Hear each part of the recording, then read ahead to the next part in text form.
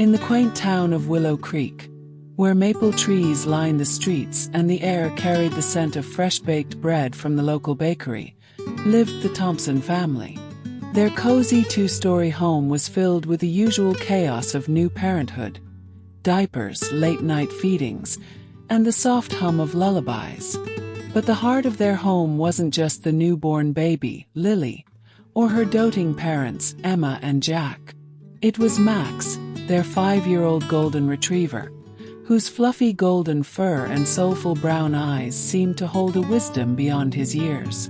Max had been with Emma and Jack since he was a puppy, a bundle of energy who chewed shoes and chased his tail with reckless abandon. Over time, he'd mellowed into a gentle giant, loyal and intuitive, always sensing when Emma needed a nuzzle after a long day or when Jack was stressed and needed a game of fetch to unwind. When Emma learned she was pregnant, Max seemed to know something was changing. He'd rest his head on her growing belly, his tail wagging softly, as if greeting the new life inside. The day Lily was born, Max's world shifted. Emma and Jack brought her home, wrapped in a soft pink blanket, her tiny fists waving in the air. Max approached cautiously, his nose twitching as he sniffed the unfamiliar bundle. Emma knelt beside him, her voice soft. "This is Lily, Max, your new best friend." Max's ears perked up, and he let out a low, contented huff, as if he understood the assignment. From that moment, Max appointed himself Lily's guardian. He'd lie beside her crib during naps, his golden fur pressed against the wooden slats, his eyes half closed but always watchful. If Lily stirred or whimpered, Max would nudge Emma or Jack, his gentle insistence impossible to ignore. At first, Emma worried about Max's size. His paws were nearly as big as Lily's head, but Max moved with a grace that belied his bulk, stepping carefully around the baby's toys and blankets. As Lily grew, so did their bond. By the time she was 6 months old, Lily's eyes would light up at the sight of Max. She'd reach out with chubby hands, giggling as she grabbed fistfuls of his fur. Max never flinched, even when her tiny fingers tugged a bit too hard. Instead, he'd lick her cheek, eliciting peals of laughter that filled the house with joy. Emma often found herself pausing in the doorway, watching them with a lump in her throat. There was something magical about the way Max and Lily understood each other, a language of love that needed no words. One sunny afternoon, when Lily was 8 months old, Emma decided to set up a picnic in the backyard. She spread a blanket under the old oak tree, and Lily, now able to sit up on her own, babbled happily as she played with a rattle. Max sprawled beside her, his head resting on his paws, his eyes tracking every movement. Emma stepped inside to grab a pitcher of lemonade, leaving the two alone for just a moment. When she returned, she froze, her heart skipping a beat. Lily had crawled off the blanket, her little body wobbling as she made her way toward the garden. Max was right beside her, his body low to the ground, his nose gently nudging her back toward the blanket. When Lily veered too close to a patch of prickly weeds, Max let out a soft whine and placed himself between her and the plants, guiding her back with the lightest touch of his muzzle. Emma exhaled, tears pricking her eyes. "Good boy, Max," she whispered, rushing over to scoop Lily up. Max wagged his tail, his eyes bright with pride.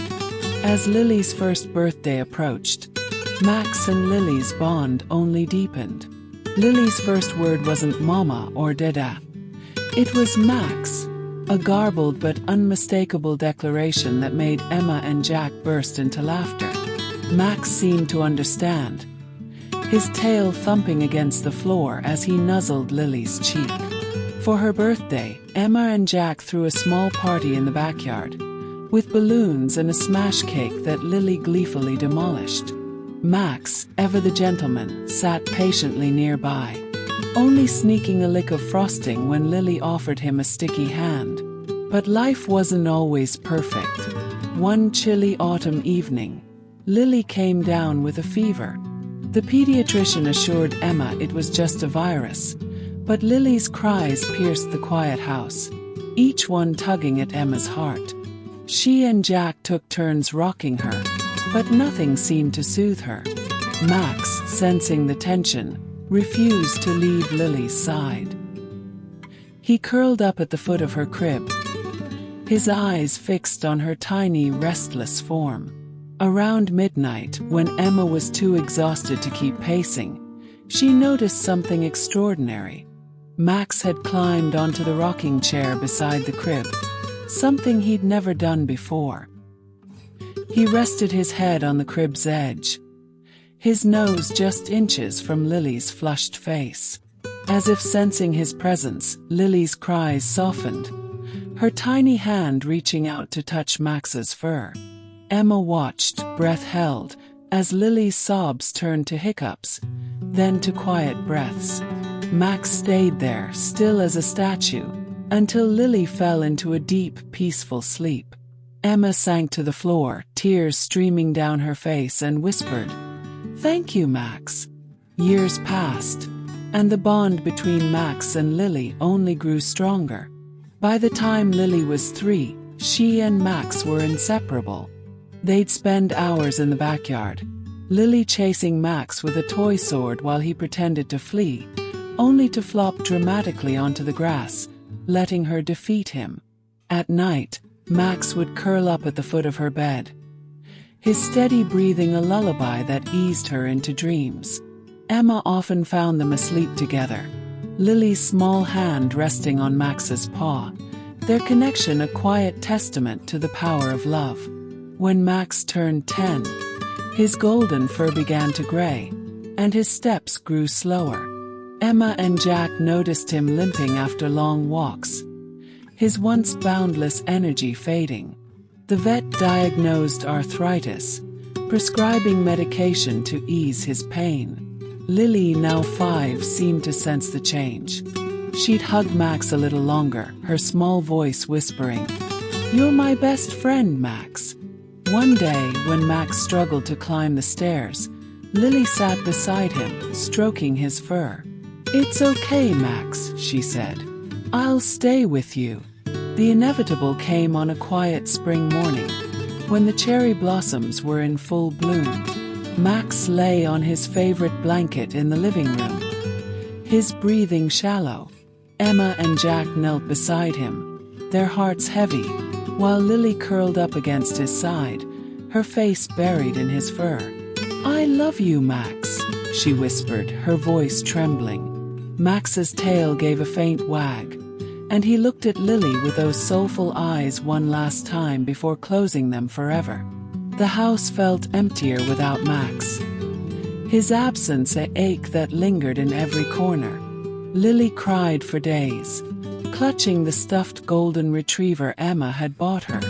But even in their grief, Max's love lived on. Lily would sit by the window, telling stories about her best friend, how he'd saved her from the weeds, how he'd stayed by her side when she was sick, how he'd made every day brighter. Emma and Jack listened, their hearts swelling with gratitude for the dog who'd brought them so much joy. Years later, when Lily was a teenager, she'd still talk about Max, her eyes sparkling with memories. One day, while walking through Willow Creek's park, she spotted a golden retriever puppy chasing its tail, just like Max used to. She knelt down, laughing as the puppy licked her face, and felt a warmth in her chest, a reminder of the bond that had shaped her heart. That night, she wrote in her journal, "Max taught me what love is, and I'll carry him with me forever."